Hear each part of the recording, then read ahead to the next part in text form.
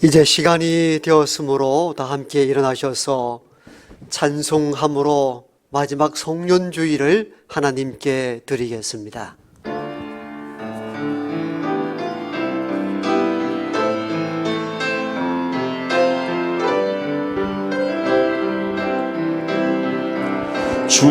주님의 성령 지금 이곳에 임하소서.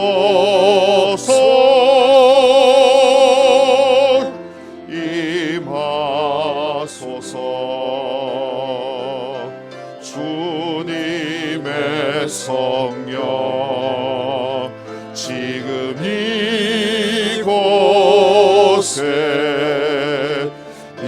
임하소서.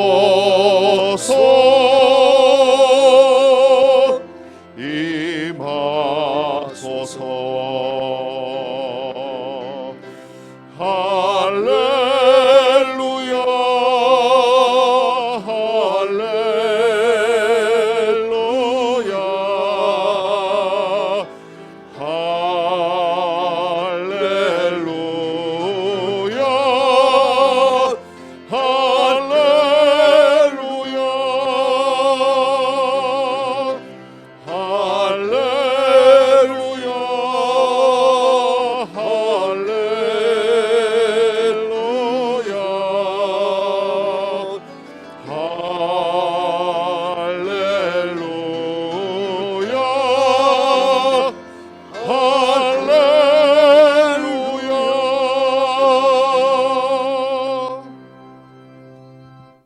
너희 모든 나라들아 여호와를 찬양하며 너희 모든 백성들아 그를 찬송할지어다.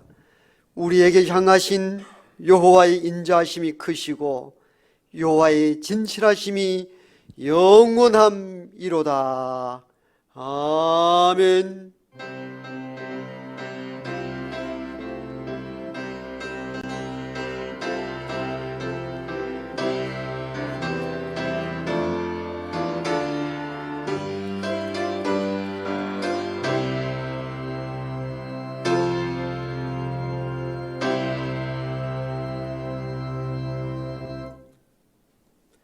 찬송가 6장으로 찬양드립니다.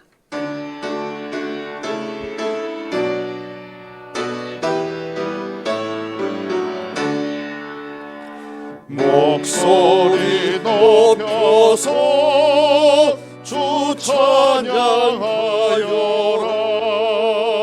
영광과 권세와 존귀와 위엄을 온누리 다스리시는 만왕의 왕께 돌려라.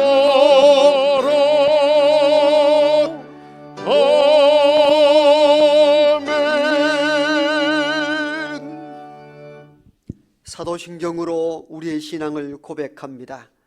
나는 전능하신 아버지 하나님 천지의 창조주를 믿습니다. 나는 그의 유일하신 아들 우리 주 예수 그리스도를 믿습니다.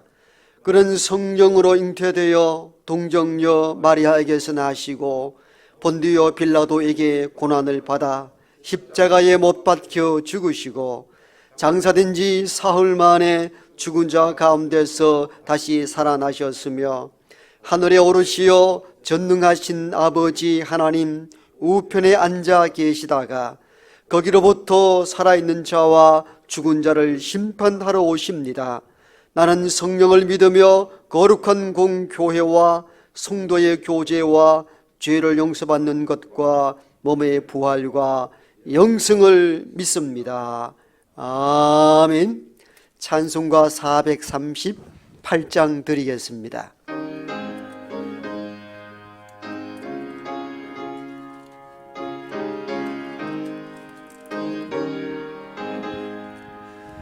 내 영혼이 은총 입어 중한 죄짐 벗고 보니 슬픔 많은 이 이 세상도 천국으로 화하도다. 할렐루야 찬양하세.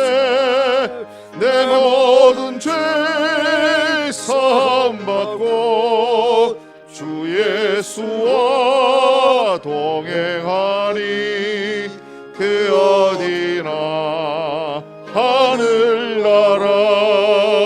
주의 얼굴 뵙기 전에 멀리 뵈던 하늘나라.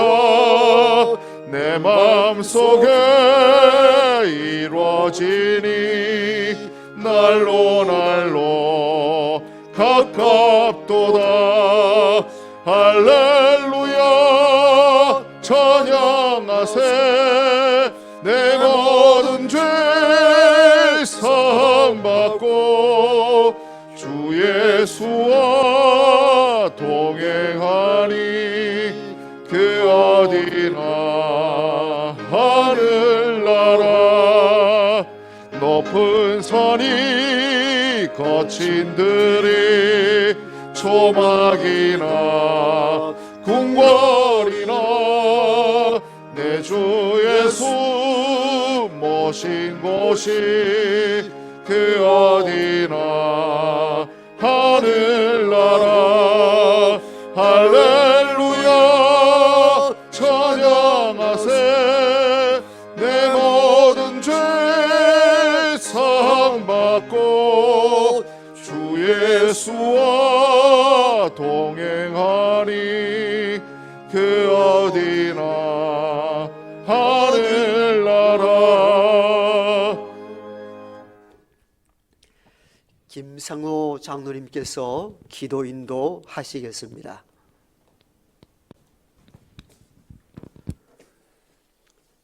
세계의 만물과 인간의 역사를 주장하시고 섭리하시는 전능하신 하나님 아버지, 감사와 찬양과 영광을 올리옵나이다.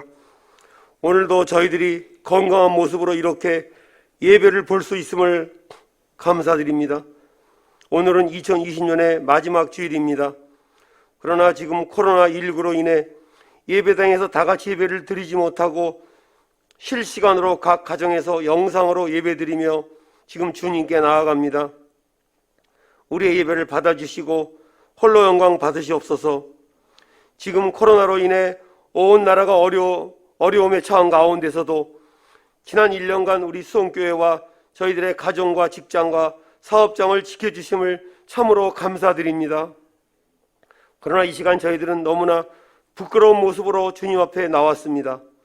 저희들은 감히 주님 앞에 설 수 없는 죄인들이오나 그리스도의 사죄 은총을 힘입고 주님 앞에 나왔사오니 크신 축복으로 함께해 주시고 저희들을 받아 주옵소서. 저희들은 주님의 명령대로 순종하지 못했고 선한 열매를 하나님께 올려드리지도 못했습니다. 연초에 많은 계획을 세웠으나 지금 헤아려 보니 이루어 놓은 것이 너무나도 없습니다. 하나님께서 저희들에게 귀한 달란트를 많이 주셨음에도 우리의 게으름과 무능력으로 주님의 일을 그르친 것이 한두 번이 아니었음을 이 시간 고백합니다. 용서해 주옵소서. 사랑의 하나님, 올 한 해는 코로나를 핑계로 대면서 하나님께서 주신 직분과 사명을 감당하지 못한 저희들이지만 새해에는 최선을 다할 수 있는 힘과 믿음과 건강을 허락하시옵소서. 그래서 저희들이 무엇을 먹든지 무엇을 마시든지 또 우리의 모든 관심이 오로지 하나님의 영광이 되도록 성령님께서 우리들의 생각과 마음을 붙잡아 주시옵소서. 이 시간 간절히 나라와 민족을 위해서 기도합니다. 지금 코로나로 우리 모두 불안해하며 염려와 두려움 가운데 있습니다. 각 개인이나 가정이나 직장, 사업장 등에서 너무나도 고통스러운 일들이 벌어지고 있습니다. 저희들에게 이 어려움을 잘 극복하고 헤쳐나갈 수 있는 지혜와 믿음과 단결된 마음을 허락하여 주옵소서. 전국적으로 다시 확산되고 있는 코로나를 멈추도록 하나님께서 역사해 주시고 지금의 이 어려운 시련이 하루속히 물러가도록 도와주옵소서. 코로나 퇴치를 위해 애쓰고 있는 방역 당국과 의료진들의 건강도 지켜주시고 이 어렵고 힘든 시기에 우리 성도들이 더욱더 하나님을 의지하게 하시고 나라를 위해 무릎 꿇고 눈물로 기도하게 하시며 더욱더 큰 믿음으로 하나님께 나아갈 수 있도록 지켜주옵소서. 우리 모두 하나님께만 소망을 두고 이 재난을 통해 주시는 하나님의 뜻을 옳게 깨닫고 우리가 더욱 올바르게 살게 하여 주옵소서. 하나님 아버지, 특별히 지금 해외에서 사역하시는 선교사님들을 위해서 기도합니다. 지금 코로나로 인해 더욱더 어려운 환경에서 말이 다르고 기후나 음식이 다른 환경에서 고생하시는 선교사님들을 이 시간 기억하게 하옵소서. 또한 국내의 여러 수많은 미자립 교회에서 경제적으로 너무나 어려운 상황에서 사역하시는 우리 목사님들과 전도사님들도 기억하게 하옵소서. 그들에게 힘과 용기를 주시고 물질적인 축복도 허락하여 주시기를 간절히 기도합니다. 우리 교회를 위해서 올해 금년 한 해 동안 수고한 많은 봉사자들을 위로해 주시고 복 내려 주옵소서. 내년에도 주님의 일꾼들에게 힘과 능력과 건강을 허락하시어 주의 몸된 교회를 섬기는 데 조금도 부족함이 없게 늘 성령 충만함으로 인도해 주시고 기쁜 마음으로 봉사할 수 있도록 함께해 주시옵소서. 오늘 말씀을 전하실 목사님을 지켜주시고 선포되는 말씀이 은혜로운 생명의 말씀이 되게 하옵소서. 예수님의 이름으로 간절히 기도드리옵나이다. 아멘.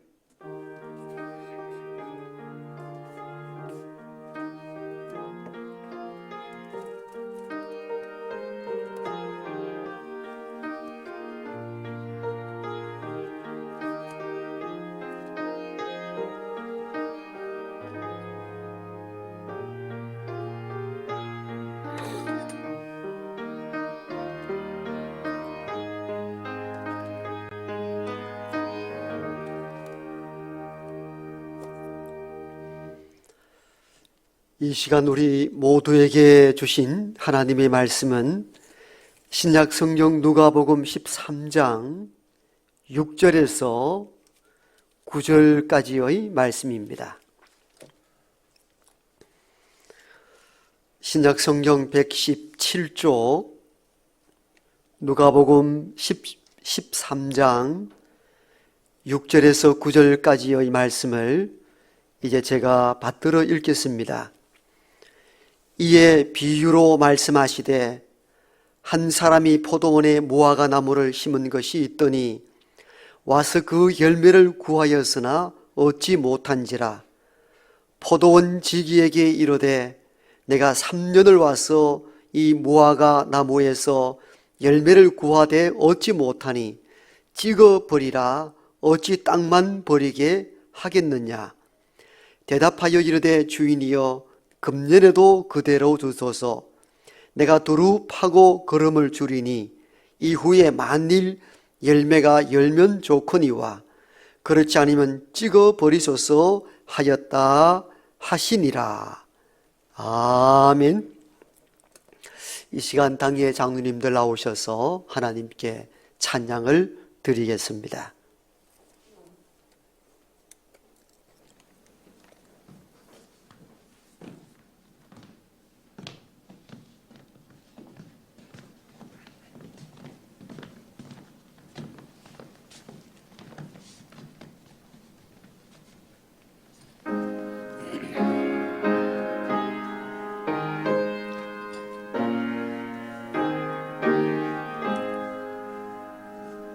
내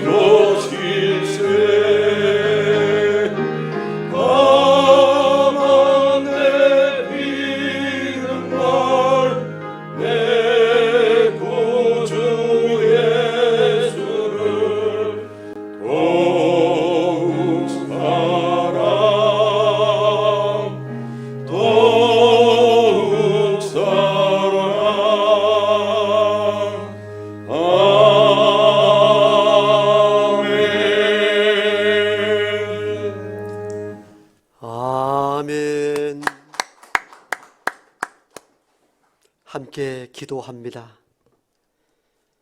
한 해 동안 지켜주신 하나님의 은혜에 감사를 드립니다. 그냥 모든 것이 자유롭고 무엇이나 마음먹은 대로 다 이루어질 줄 알았으나 보이지 아니하는 작은 바이러스 하나에 인간의 문명이 닫히고 무너지는 현실을 바라보면서 인간의 연약함이 얼마나 큰가를 깨닫습니다. 그동안 하나님의 섭리와 은혜 가운데 붙들어 주셨던 매 순간순간을 기억지 못하고 인간 자기 힘과 의지대로 살아왔다는 그 바벨탑 같은 인간들의 허상들이 무너짐을 바라보면서 하나님을 더 생각하고 더 주님을 더 깊이 깨닫는 복된 시간 주셔서 감사합니다. 많은 제약과 한계가 있었으나 여기까지 1년 가까이 지켜오신 하나님 은혜에 감사하며 마지막 송년 주일 예배를 통하여 하나님의 음성을 듣길 원합니다. 각 처에서 흩어져 예배하는 모든 주의 성도들에게 은혜와 자비를 베푸시고 자기가 서 있는 그 현장에서 생생한 하나님의 음성을 듣는 복된 이 시간 되게 우리 가운데 성령 하나님께서 함께하여 주시옵소서. 예수님 이름으로 기도드리옵나이다. 아멘. 각 처에 흩어져 예배하는 각 가정의 모든 교우들에게 하나님의 풍성한 은혜가 임하기를 소망합니다. 오늘 우리가 읽은 본문을 알기 전에 먼저 알아야 될 말씀이 있습니다. 그건 바로 오늘 우리가 읽었던 이 본문 바로 앞에 기록되어 있는 1절과 5절까지의 말씀입니다. 왜냐하면 오늘의 본문이 1절과 5절까지의 나온 내용과 내용적으로 연결되어 있기 때문입니다. 따라서 오늘 우리가 읽은 본문을 알기 전에 앞전의 본문 1절과 5절까지의 내용이 무엇인지를 먼저 숙지하는 것이 필요합니다. 그렇게 될 때에 오늘 읽었던 이 본문을 충분히 깨닫고 이해하게 될 것입니다. 왜냐하면 6절에 보니까 이에 비유로 말씀하시되 이렇게 오늘 6절이 시작되거든요. 이에 비유로 말씀하셨다. 이 말씀은 앞에 있는 내용에 추가하여 비유로 더 설명하셨다는 의미입니다. 그렇기 때문에 오늘의 본문을 충분히 이해하려면 앞에 나와 있는 1절과 5절까지의 본문이 무엇인지에 대한 내용을 충분히 숙지할 필요가 있습니다. 그렇다면 1절과 5절까지 내용이 무엇입니까? 본문은 간단합니다. 빌라도에 의해 죽임당한 갈릴리 사람들에 대한 이야기와 그리고 예루살렘 망대가 무너져서 18명이 죽은 사건에 대한 내용을 주께서 말씀하시고 여기에 대하여 너희보다 이 사람들이 죄가 더 있다고 생각하느냐? 너희도 회개치 아니하면 이와 같이 망하리라. 즉 빌라도에 의해서 죽임당한 사람, 망대가 무너져서 죽은 18명의 사람이 너희보다 죄가 더 있어서 그런 심판과 멸망을 받았다고 생각하지 말라. 너희도 이와 같이 회개하지 아니하면 멸망당하리라. 이게 1절과 5절까지의 전체적인 말씀입니다. 그러므로 1절과 5절까지 전체 내용이 무엇입니까? 주제가 무엇입니까? 회개에 대한 주제를 다룹니다. 그래서 3절과 5절에 보면은 회개에 대한 내용을 반복하여 사용합니다. 너희가 회개하지 아니하면 너희도 이와 같이 망하리라는 회개에 대한 주제를 3절과 5절 두 번이나 다루고 있다는 것을 우리가 알 수가 있습니다. 따라서 1절과 5절 오늘 읽은 이 본문, 앞전의 본문의 주제는 회개에 대한 요청입니다. 회개에 대한 요청을 선포하시고 난 뒤에 이에 추가적으로 비유하여 하신 말씀이 오늘 본문입니다. 그렇기 때문에 오늘 본문 읽은 이전의 1절과 5절까지의 주제가 무엇인지를 명확하게 알고 오늘 본문으로 들어와야 오늘 본문이 비유로 하신 말씀의 의도를 충분히 잡아낼 수가 있다, 그 말씀입니다. 그렇다면 오늘 본문의 내용은 무엇입니까? 오늘 본문의 내용도 간단하죠.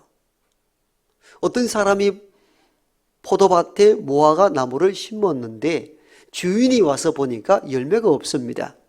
3년이나 와서 무화과에서 열매를 구하고자 하였으나 얻지 못하였습니다. 그러자 주인이 무화과 나무를 찍어버릴 것이다 할 때에 포도밭을 담당하고 있는 포도원 지기가 주인님, 1년만 더 기회를 주십시오. 땅을 깊게 파고 거름을 주어서 열매를 맺게 하면 좋지 않겠습니까? 그렇지 않다면, 즉 열매가 더 이상 없다면 그때 찍어버리십시오. 그 내용입니다. 그렇다면 이 본문의 앞전 본문 회개에 대한 요청을 하시고 무화과 나무에 대한 메시지를 전하는 의도가 무엇일까요? 어떤 의도가 있겠죠. 왜? 오늘 본문의 시작은 이에 비유로 말씀하시되, 즉 앞에 본문 주제인 회개에 대한 내용을 다루고 이 회개에 대한 내용을 보다 구체화시키고 심화시키기 위해 주신 메시지가 오늘 본문이거든요. 그렇다면 무화과 나무의 비유를 통해서 우리에게 먼저 전달하고자 하는 의도가 무엇인지, 그걸 앞전 주제 회개와 연결하여 이 본문으로 한번 해석해 보도록 하십시다. 여러 가지 주제로 연결시킬 수 있습니다만은 가장 먼저 우리는 이 본문을 통하여 비유로 주신 주님의 의도가 무엇인가 하면은, 회개하려면 먼저 하나님이 주신 은혜를 기억할 줄 알아야 된다는 것입니다. 우리가 회개할 때 언제 회개가 가능할까요? 내 힘과 내 지혜와 내 능력으로 살아왔다는 사람들은 잘못되어도 회개할 줄 모릅니다. 왜? 다 내가 살아왔으니까, 내 능력으로 살아왔으니까, 내 의지대로 행해왔으니까, 실패해도 내 책임이고 잘해도 내 덕인 거예요. 그러나 은혜로 산 사람들은 내가 삐끗하거나 잘못되어도 금방 회개할 줄 압니다. 돌아보니 다 하나님의 은혜인데, 오늘 장로님 기도하신 내용처럼 하나님 주신 재능들이 너무 많았는데 온란에 잘 사용하지 못했습니다. 이런 회개의 고백은 언제 가능한가? 하나님이 주신 은혜가 크다 하는 사람들은 회개하고 돌이킬 기회가 훨씬 많아집니다. 그래서 앞전의 본문 회개에 대한 주제를 다루고 오늘 무화과 나무의 열매에 대한 이야기를 한 배경은, 진정 회개하려면은 참으로 하나님이 주신 은혜가 얼마 큰가를, 은혜를 기억하라는 것입니다. 은혜에 압도당할 때에 돌이킬 수 있는 계기가 커진다는 겁니다. 여러분, 누가복음 15장에 보면 탕자 이야기가 나오잖아요.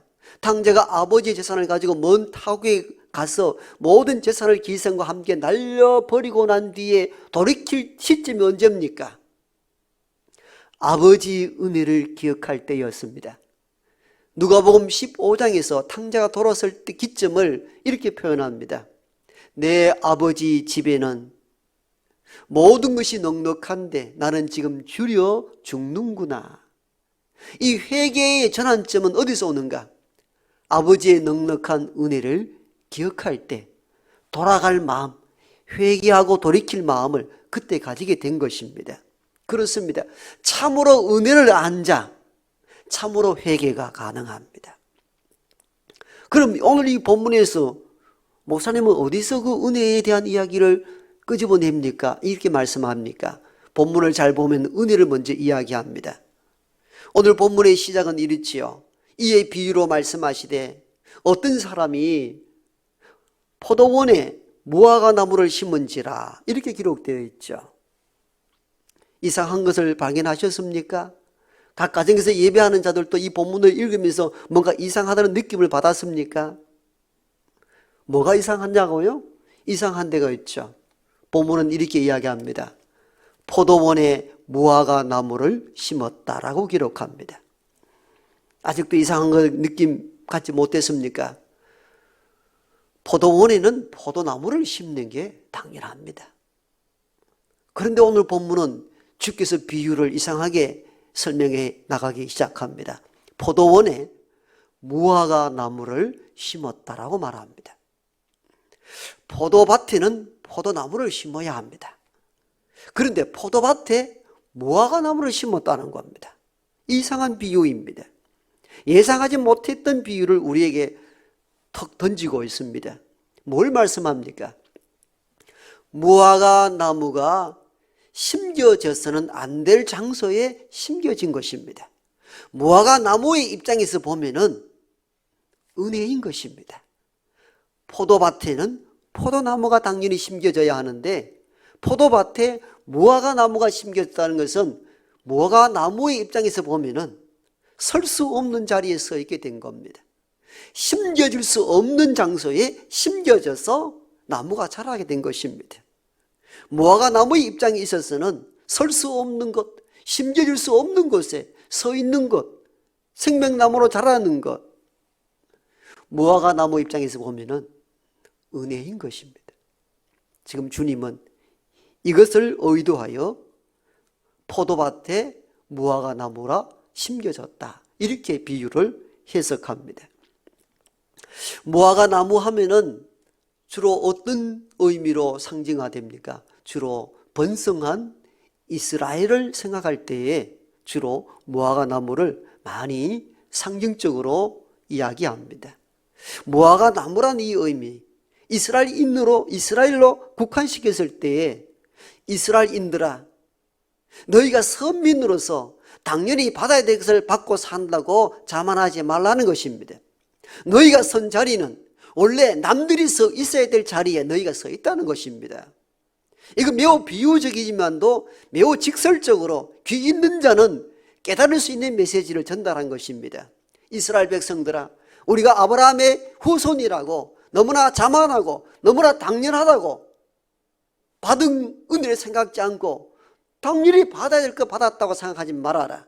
너희들이 서 있어야 될 장소는 원래 그곳이 아니었다.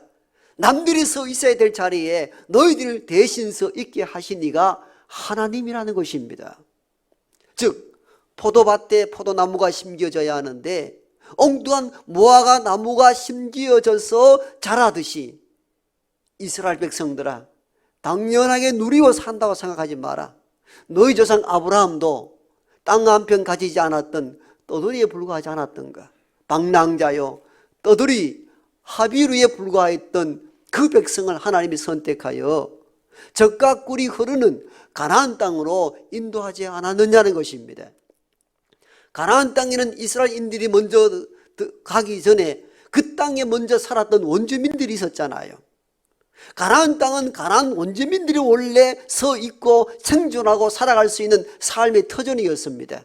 그런데 하나님께서는 가나안 땅에 가나안 원주민들을 쫓아내고 그 땅에 누구를 심어주었습니까? 이스라엘 백성들을 옮겨다가 그 자리에 있게 하셨습니다. 이제 비유의 핵심을 이해하겠습니까? 포도밭에 무화과 나무가 심겨졌듯이 가나안 땅에 가나안 원주민이 아니요 떠돌이 백성이었던 너희 이스라엘인들을 내 하나님께서 심지 않았느냐는 것입니다. 은혜인 것이죠. 우리가 설 수 없는 자리에 서게 된 것입니다. 내가 감히 갈 수 없는 곳에 가 있는 것이고, 내가 살아온 여정을 살펴보면 아무것도 아닌데 내가 어떻게 이 자리에 있는가를 생각하면 포도밭에 심겨진 무화과 나무와 동일한 것입니다. 은혜인 것이죠. 은혜를 말하는 것입니다. 왜 이 은혜를 지금 이야기하려는 것입니까? 바로 1절과 5절까지의 주제, 회개. 참 하나님의 은혜를 아는 사람, 참으로 회개할 수 있는 계기가 가능하다는 겁니다. 그래서 우리 모두는 진정 회개의 열매를 맺으려면은 내가 얼마나 많은 하나님의 은혜 가운데 살았는가를 깨닫는 것이 급선무입니다. 부족한 이 목사가 이 강단에서 외칠 수 있는 것을 생각해 볼 때에 내가 잘났어, 내가 많이 배웠어, 학식이 충만해서 이렇게 서 있다라고 생각하는 순간 회개할 줄 모르는 인생이 됩니다. 그러나 이 강단에는 나보다 더 능력 있고 또 좋은 가문에 좋은 명문대에 훌륭한 사람이 서야 될 이 자리에 참 부족한 깡촌 촌놈 내가 여기 오늘 서 있다는 것 하나님의 은혜입니다라고 생각할 때에 돌이키고 회개할 수 있는 기회를 많이 갖게 되는 것입니다. 여러분, 강박한 사람들이 어떤 사람들인 줄 아세요? 하나님의 은혜를 모르는 사람들이 대부분 강박해집니다. 그러나 내가 설 수 없는 자리에, 남들이 서 있어야 될 그 자리에 하나님께서 나를 거기에 세워주셨다, 은혜를 아는 사람들은 조금만 잘못하고 엉뚱한 길을 가도 회개가 터져 나오기 시작합니다. 하나님, 주신 은혜가 너무 큰데 다 잘못 살았습니다. 회개할 줄 알게 되는 거죠. 여러분, 우리 모두가 그렇습니다. 사실은 포도밭에 심겨진 무화과 나무와 같습니다. 심겨질 수 없는 것에 심겨져 있고 서 있을 수 없는 것에 내가 서 있는 것입니다. 하나님의 은혜인 줄 믿습니다. 다윗 왕을 보십시오. 다윗 왕을 생각할 때 우리는 항상 골리앗을 쳐부순 그 믿음과 용명 때문에 왕이 될 만한 그릇이었다라고 당연히 이렇게 생각하지만도 다윗이 왕으로 기름 부을 순간을 생각해 보면은 그가 서 있을 자리가 아니었잖아요. 이스라엘의 초대왕 사울이 하나님께 불순종함으로 하나님이 사울을 버려 왕이 되지 못하게 하셨습니다. 그리고 사무엘에게 하나님이 지시하죠. 이새의 집으로 가서 그 아들들 가운데 이스라엘의 왕으로 삼을 자를 기름 부으라. 사무엘이 하나님의 명을 받고 제사에 이새와 그의 아들들을 초청했습니다. 제사에 초청하여 예배를 드리고 기름 부을 자를 선택하여 왕으로 세우려고 작정하고 부른 겁니다. 아마 아버지 이새와 아들들이 어떤 뭔가 좋은 일이 있으리라 여기고, 왜? 사무엘 제사장이 초대를 받았으니까 다 갔습니다. 사무엘의 큰 아들을 봤는데 딱 왕감입니다. 얼마나 준수하게 생겼는지 우리식으로 표현하면 한마디로 한눈에 뿅 가버린 거예요. 그래서 큰 아들을 기름 부으러 왕을 세우려 할 때 하나님의 세미한 음성이 사무엘에게 들렸잖아요. 사무엘아, 너는 용모와 키를 보지 마라. 나 하나님은 중심을 보시는 하나님이시니라. 사람은 외모로 보시거니와 나 하나님은 심령을 감찰하시니라. 사무엘이 한눈에 뿅간 이새의 큰 아들이 하나님이 아니다. 용모와 키, 신장 보지 마라. 하나님은 중심을 보신다. 이렇게 하여서 둘째 아들, 셋째 아들, 넷째 아들, 여섯째, 일곱째 아들, 제사에 참여한 이새의 모든 아들들을 다 기름 부으려 했는데 하나님이 거절하십니다. 아니라 말하는 겁니다. 하나님께서 이새의 아들들 가운데 왕으로 나올 이가 있다고 말씀해서 이새와 그의 아들들을 예배에 초청했는데 왕될 자가 하나도 없다는 거예요. 이새가 이 사무엘이 좀 충격을 받았습니다. 이상하다. 그래서 이새에게 물었죠. 여기 온 아들들이 전부냐?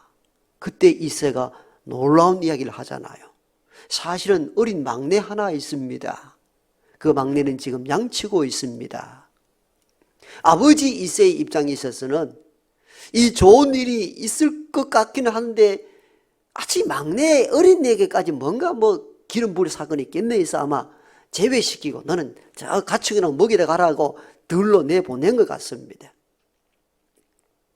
그를 데리고 와 보시오. 해서 기름 부어 사울 뒤에 서온 왕이 다윗이었습니다. 하나님은 물론 중심을 보신다 하셔서 다윗을 세웠겠지만도 인간적으로 보면은 그가 설 수 있는 자리가 아니었습니다. 다윗 왕됨도 하나님의 전적인 은혜였던 것입니다. 전적인 은혜였던 것이죠. 오늘 우리가 살아가는 모든 것들이 다 그렇습니다. 깊이 우리 자신을 돌아보면은 다 저와 여러분들이 서 있을 수 없는 곳에 서 있게 하신 것입니다. 하나님의 은혜입니다. 그런데 오늘 우리는 어떻게 살아갑니까? 그 은혜를 잊고 살잖아요. 내 영특함과 내 수고와 내 노력과 내 땀방울로 뭐 살아왔지 하나님 은혜는 무슨 은혜예요? 이렇게 은혜를 알지 못하니까 회개하고 돌이킬 수 있는 기회가 점점 멀어져 가는 거예요. 참 회개는 참 은혜로부터 나오는 거거든요. 여러분, 부모에게 잘못했을 때에 누가 먼저 가장 빨리 돌이킬까요? 내가 불효자인 것을 알까요? 부모의 은혜를 많이 입은 자식입니다. 그때 돌았습니다. 그런데 부모 은혜 없이 내 힘과 내 능력으로 살았다는 사람들은 부모에게 내가 참 불효하고 있다 이 생각을 가지기가 매우 어렵습니다. 부모가 뭐 해준 게 뭐가 있는데 내 힘으로 살아왔지. 이런 사람은 돌이키기가 매우 어렵습니다. 그러나 돌아보니 어릴 때부터 지금까지 부모님의 기도와 눈물과 헌신으로 살아왔다는 사람은 조금 어긋나고 잘못된 길을 갈 때에 불효임을 깨닫습니다. 돌아설 수 있는 여지가 있습니다. 그래서 우리가 회개하기 전에 먼저 깨달아야 할 것이 있습니다. 하나님의 은혜입니다. 은혜를 아는 자, 참으로 회개의 시점을 가져올 수 있다는 것을 우리가 기억하며 살아야 합니다. 그런데 오늘 우리가 어떻게 살아갑니까? 누군가 망하고 다치고 병들고 죽으면은 그 사람 뭐 잘못이 있겠지, 죄가 있겠지 정지하고 판단만 하지 나를 보지 않잖아요. 내가 망해야 될 자리, 내가 죽어야 될 자리에 있는 나를 아직도 나를 생존케 하셨구나. 이렇게 회개할 시간을 가져야 되거든요. 그런데 대부분 어떻게 살아갑니까? 망하고 누가 다치고 죽고 하면은 그 사람은 뭔가 죄가 있겠지, 하나님 심판이지 하면서 정작 자신을 보지 못하는 거예요. 이게 참 위험한 것입니다. 그래서 오늘 본문을 읽기 전에 1절과 5절의 메시지, 빌라도에 의해서 죽임당한 갈릴리 사람들이 너희보다 죄가 더 있다고 생각하느냐? 예루살렘의 망대가 무너져 18명이 죽은 그 사람이 너희보다 죄가 더 있다고 생각하느냐? 너희도 회개치 아니하면 이와 같이 망하리라. 그리고 오늘 비유로 포도밭에 심겨진 무화과 나무를 통해서 진정 회개할 줄 알려면 하나님의 은혜를 기억하라는 것입니다. 올 한 해 마지막 주일의 예배 말씀을 저와 여러분들이 듣고 있습니다. 하나님 주신 은혜가 얼마나 많았습니까? 은혜에 감사해 본 적이 있으십니까? 내가 지금 서 있는 이 자리가 내 힘과 의지가 아니요 하나님 나를 거기에, 즉 포도밭에 무화과 나무를 심겨 주었듯이 거기에 서 있게 하신 하나님의 은혜가 아니냐, 이 생각을 할 때 올 한 해 정말 회개할 것이 많구나, 회개의 열매를 맺을 수가 있는 것입니다. 그래서 1절과 5절의 주제 회개와 오늘 6절과 9절 무화과 나무의 열매, 이 내용을 통하여 은혜를 연결해 보면은 우리가 회개해야 하는데 언제 회개가 가능한가? 하나님의 은혜를 진실로 아는 사람, 그 사람이 참 회개가 가능합니다.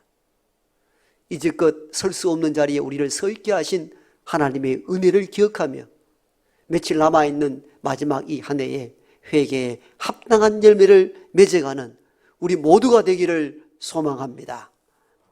아버지 하나님, 마지막 52주 송년주일 마지막 예배를 드리고 있습니다.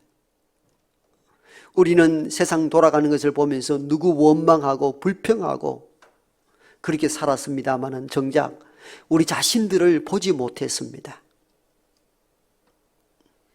남을 정죄 판단만 했을 뿐 자신을 돌아보며 하나님 앞에 불충한 것에 대하여 회개할 줄 몰랐던 우리를 하나님의 은혜를 통하여서 회개에 이룰 수 있도록 도와주심에 감사를 드립니다. 우리 모두가 지금 선 자리, 앉아있는 자리는 어쩌면 남들이 앉아있고 서 있어야 될 그 자리에 오늘 자격도 없는 우리를 그곳에 세우시고 그곳에 있게 하신 줄 믿습니다. 하나님의 은혜를 기억하며 남아있는 여분의 시간들을 회개에 합당한 열매로 살아갈 수 있도록 도와주시옵소서. 예수님 이름으로 기도드리옵나이다. 아멘. 찬송가 301장입니다.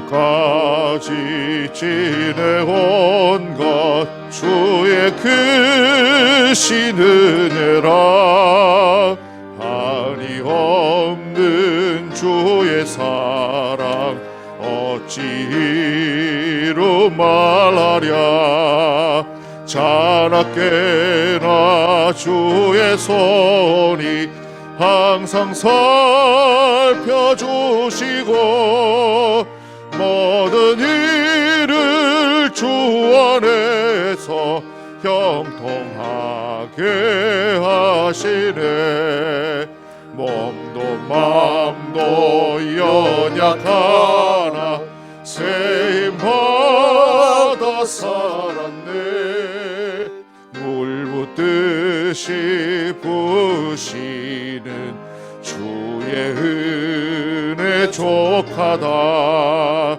사랑 없는 거리에나 험한 산길에 뵐 때 주의 손을 굳게 잡고 찬송하며 가리라 주님 다시 배울 날이 날로 날로 다가와 무거운 짐 주께 맡겨 벗을 날도 멀잖네 나를 위해 예배하신 고향 집에 돌아가 아버지의 품 안에서 영원토록 살리라. 지금까지 지내온 것 주님의 크신 은혜임을 깨닫고 감사의 예물을 담아 하나님께 올려드립니다. 아직도 끝나지 않는 전쟁 같은 코로나 시대에 살아가고 있습니다. 어제나 저제나 끝날 것 같았는데 거의 1년이 다 되었습니다. 원망 불평보다 가던 걸음을 잠시 멈추고 하나님의 음성을 듣는 시간이 되게 하여 주옵소서. 모든 물질만 있으면 모든 문명만 발달하면 만사 형통할 줄 알고 브레이크 없는 차와 같이 달려갔던 인생길이 코로나로 인하여 잠시 멈춤을 통하여 하나님께서 너 자신을 보라는 메시지인 줄로 믿습니다. 시대의 상황과 말씀을 통하여 주신 하나님의 메시지를 깨닫지 못하는 우둔한 사람으로 살지 않게 하시고 자연의 현상과 말씀을 통하여서 순간순간 하나님의 음성을 듣고 그때마다 깨달아 무릎을 꿇고 회개하는 시점이 될 수 있도록 자비를 베풀어 주시옵소서. 힘들고 어렵지만도 그래도 이렇게 생존할 수 있는 것만 해도 하나님 은총인 것이죠. 많은 이들이 코로나에 전염이 되고 죽음을 맞이한 이들도 주변에 얼마나 많은지요. 그들이 우리보다 죄가 더 있기 때문이 아니요, 그들을 통하여 우리를 깨달아 알게 하시고 어떻게 나머지 여분의 삶을 의미 있게 살아갈까 생각하라는 하나님의 징조인 줄 알고 자신을 돌이키는 시간 될 수 있도록 은혜와 자비를 허락하여 주시옵소서. 그리하여 지나온 삶보다 남아있는 삶, 시간들이 짧다 할지라도 더 의미 있게 보낼 수 있도록 하나님 도와주시옵소서. 병과 환난에 신음하는 이들이 있습니다.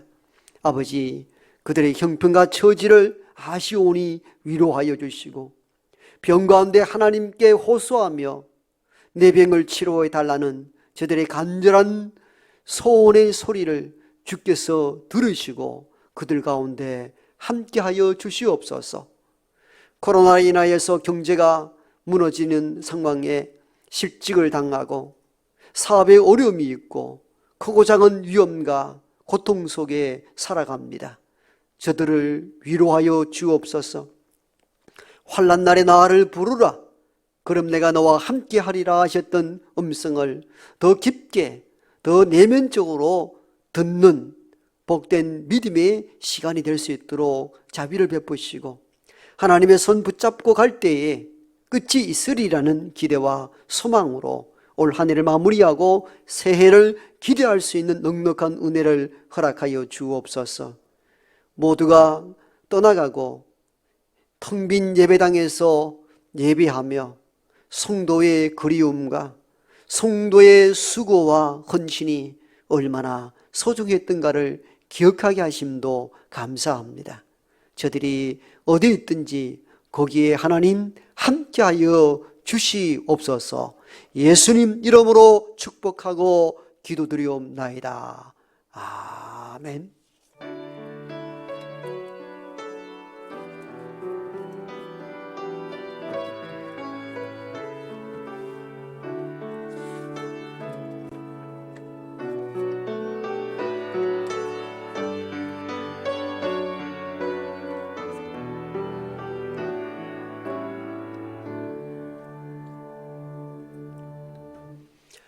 네, 최소 인원으로 특송과 방송 요원들이 본당에서 예배를 하고 대부분 교우들은 지금 각 가정에서 예배를 드리는 줄 압니다.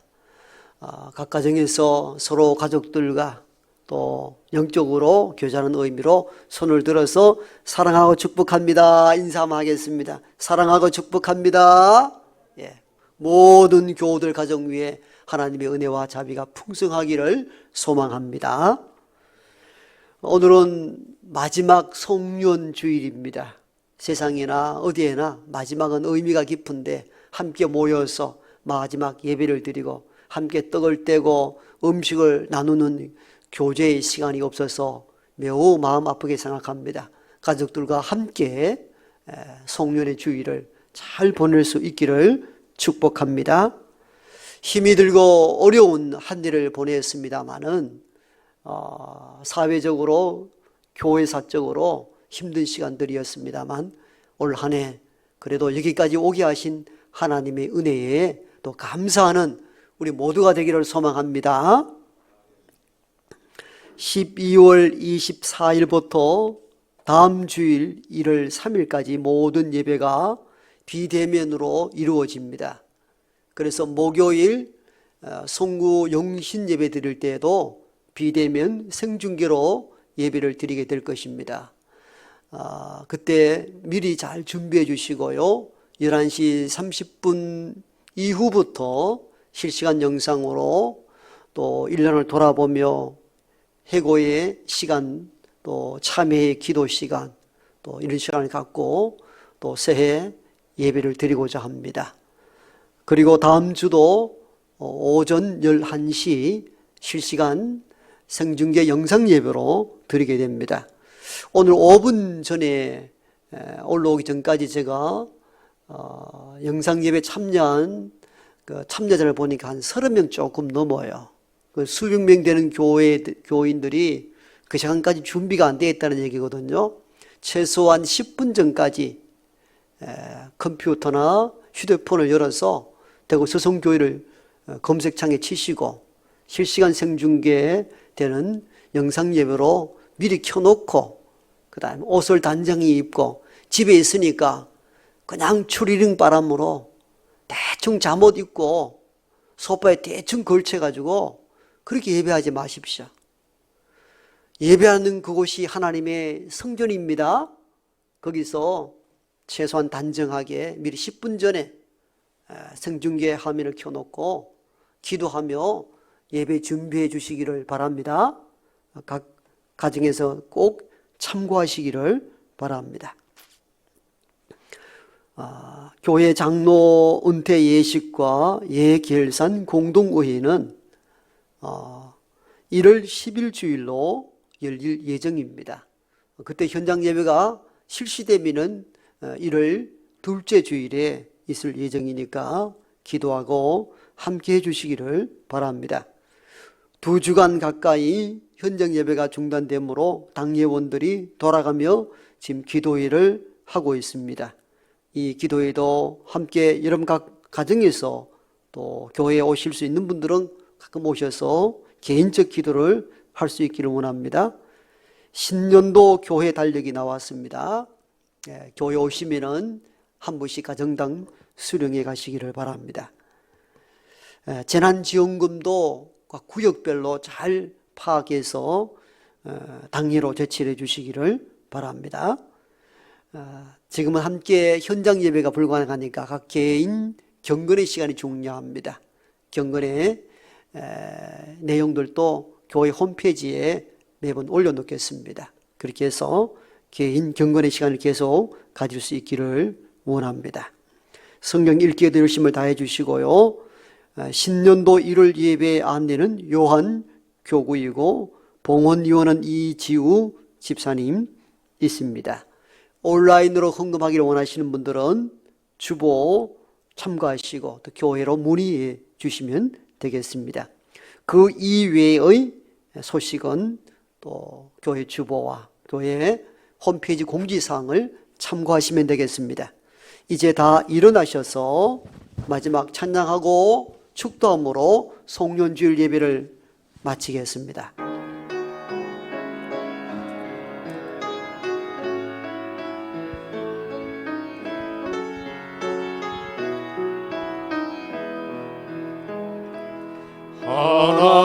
하나님은 너를 지키시는 자 너의 우편에 그늘 되시니 낮의 해와 밤의 달도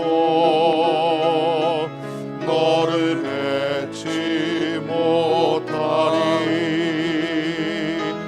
하나님은 너를 지키시는 자 너의 환난을 면케하시니 그가 너를 지키시리라.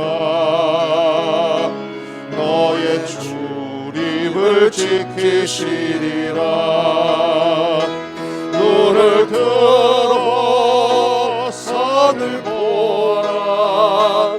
너의 도움 어디서나. 천지 지으신 너를 만드신 여호와께로다. 눈을 들어 산을 보아라. 나의 도움 나의 도움 어디서나. 천지 지으신 나를 만드신 여호와께로다. 이제는 여기 우리와 함께 하시는 우리 구주 예수 그리스도의 은혜와 하나님의 크고 놀라우신 사랑하심과 성령의 내주 교통하심이 돌아보니 모든 것이 하나님의 은혜임을 깨닫고 참된 회개의 열매를 맺기를 원하는 여기 모인 주님의 성도와 각 가정에서 예배하는 모든 가정의 교우들 머리 위에와 특히 병과 환난 가운데 있는 땅의 모든 백성들 머리 위에와 코로나 퇴치를 위하여 애쓰고 수고하는 어르신들 위에 이제부터 영원토록 함께 하옵시기를 간절히 축원하옵나이다. 아멘.